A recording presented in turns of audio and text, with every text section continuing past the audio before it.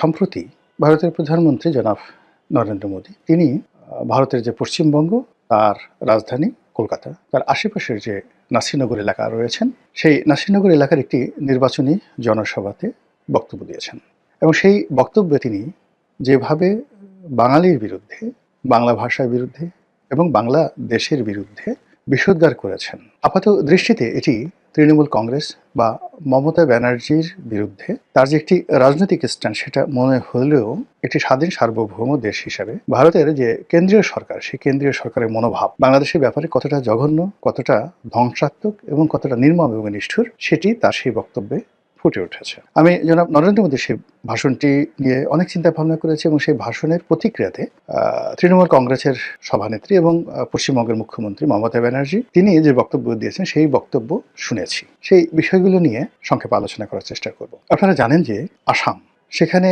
আসাম এবং ত্রিপুরা এখানে নরেন্দ্র মোদীর যে রাজনৈতিক দল বিজেপি তারা সেখানে অতীতের যে কোনো সময় আসছে ভালো করেছে, অর্থাৎ সেখানে বিজেপির শাসন চালু হয়েছে। কিন্তু স্বাধীন ভারতের রাজনীতিতে সবসময় বাংলা মানে পশ্চিমবঙ্গ খুব গুরুত্বপূর্ণ ভূমিকা পালন করেছে। পশ্চিমবঙ্গের কারণে যাকে বলা হয় পুরো রাজনীতি বারবারই উলটপালট হয়েছে, কখনো যাকে বলা হয় রাজনীতিবিদদের দ্বারা, কখনো শিল্প সাহিত্যিক কবিদের দ্বারা, কখনো ব্যবসায়ীদের দ্বারা। পশ্চিমবঙ্গ পুরো ভারতবর্ষের রাজনীতি নিয়ন্ত্রণ করেছে। একসময় ডক্টর বিধানচন্দ্র রায়, জ্যোতি বসু, এরপরে তারও আগে মাওলানা আবুল কালাম আজাদ, হুমায়ুন কবির, এরপরে সর্বশেষ যে রাষ্ট্রপতি ছিলেন প্রণব মুখার্জি, এই সমস্ত দিকপাল ছাড়াও শরৎ বসু, তারপর বাংলার বাগ আশুতোষ মুখার্জি, শ্যামাপ্রসাদ মুখার্জি, অসংখ্য লোক মানে যারা সর্বভারতীয় রাজনীতিতে এতটা দিকপাল হয়ে আছেন যে তাদের সমপর্যায়ের রাজনীতিবিদ আসলে তৈরি হয়নি। কবি, সাহিত্যিক সব ক্ষেত্রে মানে আমরা যেমন আমাদের বাংলাদেশে যেমন জাতীয় সঙ্গীত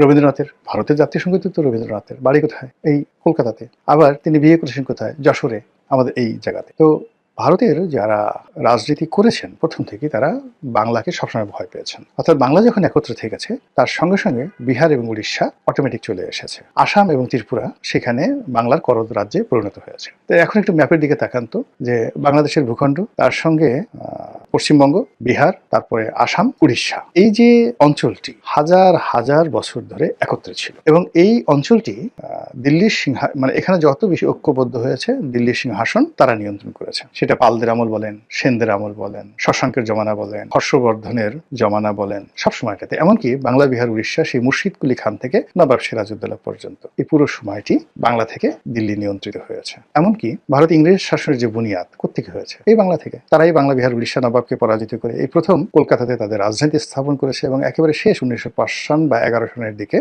সেই তারা বঙ্গভঙ্গ করতে বাধ্য হয়েছে। এর কারণ হলো তারা দেখলো যে এই বাংলাই তাদের যাকে বলা হয় পতনের মূল কারণ। মমতা ব্যানার্জি তার বক্তব্যে বলেছিলেন যে এই বাংলা সম্পর্কে ইংরেজদের যে ভয় ছিল, পুরো ইংরেজ জমানাতে তারা মোট 7 লক্ষ কয়েদিকে আন্দামান নিকোবর দ্বীপপুঞ্জে তারা নির্বাসিত করেছিল এবং তার টোটাল লিস্ট মমতা ব্যানার্জি সেখান থেকে নিয়ে এসেছে। ভারতবর্ষের অন্য কোনো জায়গা থেকে এর কাছাকাছি মানে যত লোক আন্দামান নিকোবর দ্বীপপুঞ্জে নির্বাসিত হয়েছিলেন তার 90% বাংলার আর 10% মাত্র পাঞ্জাবের।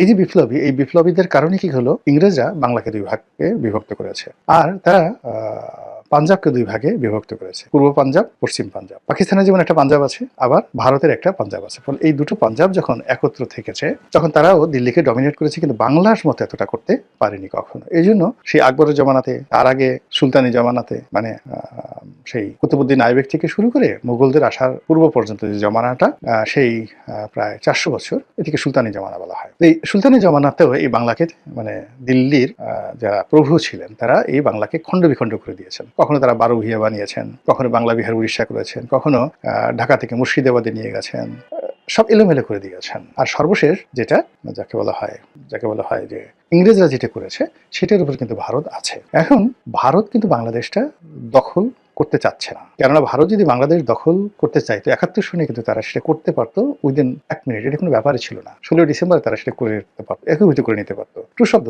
আমরা যেখানে এখন একজন সার্জিস হাসনাতের ভয়ে সকাল বিকাল ফিট পড়ছি, আমরা এখন যেখানে জামাতের বা শিবিরের একজন লোক ধমক দিলে আমাদের কাপড় নষ্ট হয়ে যাচ্ছে, আমরা হা করে থাকছি, আমরা ডক্টর মোহাম্মদ ইউনূস বা তার প্রেস সেক্রেটারি যদি আমাদের দিকে একটু হালকা করে চোখ মারে জাস্ট একটা চোখ টিপ মারে, আমাদের জীবনে কি আমদ ঘটে যাবে। এই হলো আমাদের সাহস। এই একই অবস্থা আমরা শেখ হাসিনার জমানাতে আমরা তাকে ভয় পেয়েছি, মইনুদ্দিন ফখরুদ্দিনকে ভয় পেয়ে আমরা রীতিমতো একেবারে টয়লেট করে দিয়েছি। তার আগে আমরা হাওয়া ভবনকে ভয় পেয়েছি, হাওয়া ভবনের আগে আমরা সেই শেখ হাসিনাকে ভয় পেয়েছি, শেখ হাসিনার আগে আমরা এরশাদকে ভয় পেয়েছি, এরশাদের আগে মানে আমরা ভয় পাইনি কাকে বলেন তো? ওই সিংহাসনে যে বসেছে তাদের কাকে আমরা ভয় পাইনি? আমরা খালি আল্লাহকে ভয় পাইনি আর নিজেকে ভয় পাই, নিজের বিবেককে ভয় পাইনি। এছাড়া পৃথিবীর সবাইকে আমরা ভয় পেয়েছি। আমরা পর্তুগিজদেরকে ভয় পেয়েছি, আমরা মানে ফ্রান্সকে ভয় পেয়েছি, ওলন্দাজদের ভয় পেয়েছি, আফগানিস্তানে যারা আসছে তাদেরকে ভয় পেয়েছি, ভারতের গুজরাট থেকে যারা এসছে তাদেরকে ভয় পেয়েছি, তুরস্ক তার্কি থেকে ইকতারউদ্দিন মোহাম্মদ বিন বখতিয়ার এসেছেন তাকে ভয় পেয়েছি, কাকে ভয় না পেয়েছি। কিন্তু যে জিনিসটা হলো সেটা হলো সেই দিক থেকে 1971 সালে ভারতের যে বাহিনী তাকে আমাদের ভয় না পাওয়ার কোনো রিজন ছিল না। There is no reason. আমরা সেই 71 সনের সাথে আমাদের সাহস বাড়ার কথা না, এখন আমাদের তো অনেক সাহস এখন বেড়ে গেছে, এখন প্রযুক্তি আছে, ওটা আছে, ওটা আছে, আমরা ক্যান্টনমেন্ট মানে পুড়িয়ে দিতে চাচ্ছি, দখল করতে চাচ্ছি। এই সাহসের মধ্যে যার যার অবস্থান থেকে আমরা কিভাবে আমাদের হাত পা কাঁপছে, ঠ্যাং কাঁপছে। আমার কাছে মনে হচ্ছে যে আমাদের যারা এই মুহূর্তে যত বেশি গলা কাঁপাচ্ছে, বড় কথা বলছে, তাদের ঠ্যাং বা পা তত বেশি থরথর করে কাঁপছে। তো এই কম্পনটি কি পর্যায়ে ছিল 1971 সনে, ওটা যারা 71 সনে ছিলেন তারা বুঝতে পারবেন। আমরা গ্রামে ছিলাম, তো ওই সময়টাতে গ্রামের মানুষের যে কি পরিমাণ ভয় ছিল, আপনি এগুলো বললে হাসতে হাসতে আপনারা মরে যাবেন। অনেকে ধরুন পাট খেতে বসে পায়খানা করছে, হঠাৎ করে খবর এলো মিলিটারি আসছে। মিলিটারি আসছে এই কথা শুনে সে যে কি করতেছিল এটা ভুলে গিয়ে সে যে দৌড় দিছে, দৌড় দেওয়ার সময় না আছে গামছা, না আছে কাপড়, ক্ষেত থেকে বের হওয়ার পর বুড়ার সারা শরীরে দেখা গেল পায়খানা লেগে আছে। এইরকম ঘটনা। অথচ মিলিটারি তখন ফরিদপুর জেলাতেই আসেনি, ফরিদপুর জেলার কোথাও মিলিটারি ক্যাম্প ছিল না। আর সদরপুরে আমি যে গ্রাম, সেই গ্রামে মিলিটারির ভয়ে এই ঘটনাগুলো ঘটেছে। অনেক মহিলার কি বলবো, আল্লাহ মাফ করে থাকতো, আস্তাগফিরুল্লাহ, প্রেগন্যান্ট যারা ছিলেন, কি যে হয়ে গেছে আপনি বলতে পারবেন না। এই যখন বাঙালি পালাতে গেছে, ধরেন আমাদের বাড়ি থেকে পাশের বাড়ি ছিল এক রাজাকারের, মোল্লাবাড়ি। এখন আমাদের বাড়ি থেকে এই মোল্লাবাড়ি সব মহিলারা গিয়ে পালালো, 400-500 মহিলা। বলেন তো এটা কোনো বুদ্ধিমানের কাজ? যে আলাদা আলাদা বিভিন্ন জায়গাতে পালালে সেটা আলাদা হতো। এক মোল্লা বাড়িতে গিয়ে এই মানে 2 দিন 3 দিন পর পরে মিলিটারি আসবে, পুরুষেরা যেত সব ক্ষেত খামারে, আর মহিলারা গিয়ে ওই মোল্লা বাড়িতে গিয়ে পালাতো। এই হলো বাস্তবতা, বাঙালির সাহস। তো সেই সাহসটি 71 সনে যদি এই অবস্থা থাকে, আর এখন যদি এই অবস্থা থাকে, তাহলে বোঝার চেষ্টা করুন যে 71 সনে দিল্লি যদি চাইতো কি করতে পারতো, কিন্তু কেন করেনি? করেনি এই কারণে যে এই বাংলা, বিহার, উড়িষ্যার আবার এক হয়ে যাবে এবং এক হয়ে দিল্লি দখল করে ফেলবে, রাজনৈতিকভাবে দিল্লি দখল করে ফেলবে। এখন যেভাবে ধরুন একছত্রভাবে শিবাজি, ওই যে দিল্লিতে মানে বলে না যে শিবাজি রাও, সেই শিবাজি, তো সেই শিবাজির যারা বংশধর, মতাদর্শী সৈনিক, এরাই কিন্তু সেই সর্দার বল্লভভাই প্যাটেল, ভারতের মুক্তিযুদ্ধের সময় বল্লভভাই প্যাটেলের শিষ্যই কিন্তু নরেন্দ্র মোদী।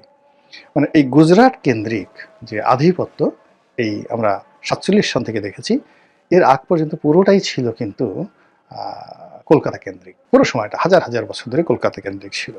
আর এর বাইরে দিল্লিতে যারা দেখতেন তারা ওই বিদেশ থেকে আসতেন, আর তারা মানে আশেপাশে যে মধ্যপ্রদেশ আছে, উত্তরপ্রদেশ, মধ্যপ্রদেশ এবং এই যে রাজস্থান, সেই রাজস্থানের যারা রাজপুরুষ, রাজনীতিবিদ, তাদেরকে নিজেদের কবজায় রাখতেন।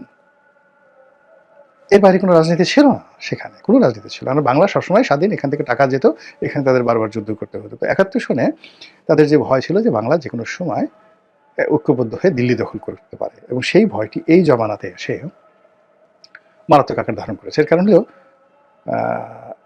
পশ্চিমবঙ্গে মমতা ব্যানার্জি যে শক্তি, তার যে জনপ্রিয়তা, তার যে সাহস, গত 100 বছরে পশ্চিমবঙ্গে কোনো রাজনীতিবিদ এতটা বাঙালিকে সিমেন্টেড করতে পারেনি। 2 নম্বর হলো যে এই বাংলাদেশের এই ভূখণ্ডটি এখন এই মুহূর্তে ধনের সম্পদ পরিপূর্ণ হয়ে এমন একটা ভার্নারেবল অবস্থায় চলে গেছে, এটাও অতীতে গত 100 বছরে আপনি কখনো দেখবেন না। অর্থাৎ এটাকে হুমায়ুন যেটা বলেছিলেন দোজখপুর জান্নাত, মানে এখানে এখন আজকের দিনে হাজারো সমস্যা আছে, কিন্তু তারপরেও এখানে যে সম্ভাবনাগুলো আছে, মাটির নিচে, আকাশে এবং মাটির উপরে, পশু পাখি, কীট পতঙ্গ এবং মানুষ, এদের মধ্যে সম্মিলিত যে প্রাকৃতিক রিসোর্স রয়েছে, আমেরিকার জিহ্বা বের হয়ে আছে এই রিসোর্সগুলো, সম্পদগুলো নেওয়ার জন্য, ভারতের জিহ্বা বের হয়ে আছে, তারপর ব্রিটেন, ফ্রান্স থেকে শুরু করে এমনকি সৌদি আরব, এমনকি তুরস্ক, তারা সবাই এই বাংলার উপরে কর্তৃত্ব দেখাতে চাচ্ছে। তো সেই অবস্থাতে যদি এই যে আমাদের বাংলাদেশে যারা এখন 7 সিস্টার্স দখল করতে হুমকি দিচ্ছেন, এটা আপনার কাছে যত হাস্যকর মনে হতে পারে, নরেন্দ্র মোদীর কাছে এটা হাস্যকর নয়। তিনি এটা খুব সিরিয়াসলি নিয়েছেন।